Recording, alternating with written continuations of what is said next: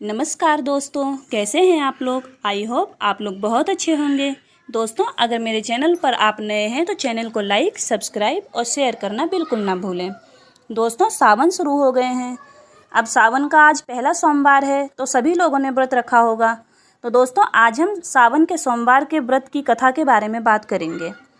तो आइए शुरू करते हैं। एक बार किसी नगर में एक साहूकार रहता था। वह भगवान शिव जी का बहुत बड़ा भक्त था। नगरवासी उसका बहुत सम्मान करते थे। उसके जीवन में सभी सुख थे, लेकिन उसकी कोई संतान नहीं थी। इस वजह से वह हमेशा दुखी रहता था। पुत्र प्राप्ति के लिए वह हर सोमवार को भगवान शिव जी की पूजा अर्चना करता था और उनके व्रत भी करता था। साहूकार की भक्ति को देखकर माता पार्वती ने एक बार शिव जी से कहा कि साहूकार आपका इतना बड़ा भक्त है, हर सोमवार को आपकी पूजा श्रद्धा के साथ करता है और आपका व्रत भी करता है, लेकिन आप इसकी इच्छा क्यों पूरी नहीं करते हैं। तो भगवान शिव जी ने ये सुनकर के पार्वती जी से कहा, हे पार्वती, इसकी कोई संतान नहीं है, इसलिए मैं कुछ नहीं कर सकता। ये सुनकर माता पार्वती ने शिव जी से विनती की और बोली, किसी भी तरह से इस साहूकार को संतान होने का वरदान दो।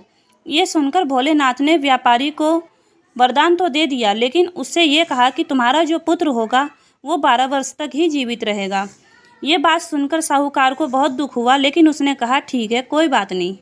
कुछ समय बाद साहूकार की बीवी गर्भवती हुई और उसने एक सुंदर पुत्र को जन्म दिया। साहूकार को भगवान शिव जी की कही हुई बातें याद आ रही थीं, इसलिए वह पुत्र होने के बाद भी दुखी था, मगर उसने ये बात अपनी पत्नी को नहीं बताई थी। जब साहूकार का बेटा 11 वर्ष का हो गया तो उसकी पत्नी ने कहा, हम अपने बेटे का विवाह करेंगे। ये बात सुनकर साहूकार ने कहा कि अभी उसे पढ़ने के लिए हम काशी भेजेंगे, इसके बाद उसकी शादी करेंगे।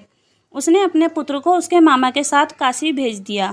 साहूकार ने अपने पुत्र से कहा कि आप काशी जाते समय जिस स्थान पर रुकना, वहाँ पे यज्ञ कराना और ब्राह्मणों को भोजन जरूर करवाना। ये सुनकर मामा और भांजे काशी के लिए निकल गए। रास्ते में वे यज्ञ और ब्राह्मणों को भोजन कराते हुए जा रहे थे। मामा और भांजे ने रास्ते में देखा कि एक राजकुमारी का विवाह हो रहा है। राजकुमारी का विवाह जिस राजकुमार के साथ हो रहा था उसकी एक आंख खराब थी। जब राजकुमारी के पिता ने उस राजकुमार को देखा तो उसके मन में ये विचार आया कि मैं अपनी पुत्री का विवाह इस राजकुमार से करा दूं। मन में आए विचार को उसने साहूकार के बेटे के मामा से कहा। ये बात सुनकर उसके मामा मान गए और अपने भांजे की शादी उस राजकुमारी से करवा दी। उस राजकुमार ने शादी तो कर ली, लेकिन राजकुमारी के पल्लू पर लिख दिया कि तेरा विवाह मेरे साथ हुआ है, लेकिन ये राजकुमार के साथ तुम्हें भेजेंगे। ये लिखकर साहूकार का बेटा अपने मामा के साथ काशी चला गया। राजकुमारी ने जब अपना पल्लू देखा तो उसने राजकुमार के साथ जाने से मना कर दिया। उधर मामा और भांजा काशी पहुंच गए थे। एक दिन जब मामा अपने घर में यज्ञ करवा रहे थे तो भांजे की तबीयत खराब हो गई। उस दिन वह कमरे से बाहर नहीं निकला। मामा ने कमरे में जाकर देखा तो आज भांजे के प्राण निकल चुके थे, लेकिन मामा ने ये बात किसी को नहीं बताई और यज्ञ का सारा काम समाप्त करके ब्राह्मणों को भोजन करवाया। जाने के बाद मामा ने रोना पीटना शुरू करा तो भगवान शिव जी और माता पार्वती उसी रास्ते से जा रहे थे। उनको जब रोने की आवाज़ आई तो माता पार्वती ने भगवान शिव जी से कहा कि हे प्रभु, ये कौन रो रहा है। ये सुनकर भगवान शिव जी ने माता पार्वती से बोले कि ये वही साहूकार का बेटा है जिसकी आयु 12 वर्ष की थी। तब माता पार्वती ने शिव जी से कहा, व्यापारी के बेटे को जीवन दान दे दीजिए। तब भगवान शिव जी ने कहा माता पार्वती से, इसकी आयु इतनी ही थी। भगवान शिव के इस वचन को सुनकर माता पार्वती बार बार जीवन दान के लिए आग्रह करने लगी। तब भगवान शिव जी ने साहूकार के बेटे को जीवन दान दे दिया। इसके बाद मामा और भांजे दोनों अपने घर को लौटे। रास्ते में उन्हें वही नगर मिला जहाँ साहूकार के बेटे का विवाह हुआ था। वहाँ जाने के बाद दोनों की खूब खातिरदारी हुई। राजकुमारी के पिता ने अपनी कन्या को खूब सारा धन देकर विदा किया। उधर साहूकार और उसकी पत्नी ये सोच रहे थे यदि उनका पुत्र घर वापस नहीं आया तो वे अपनी जान दे देंगे।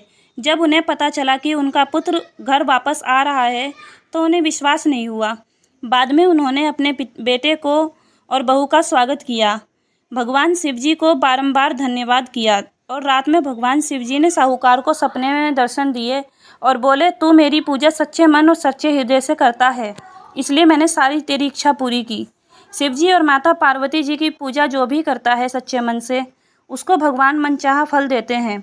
बोलो जय महादेव। और दोस्तों मेरे चैनल को लाइक शेयर और सब्सक्राइब करना बिल्कुल ना भूलें। धन्यवाद।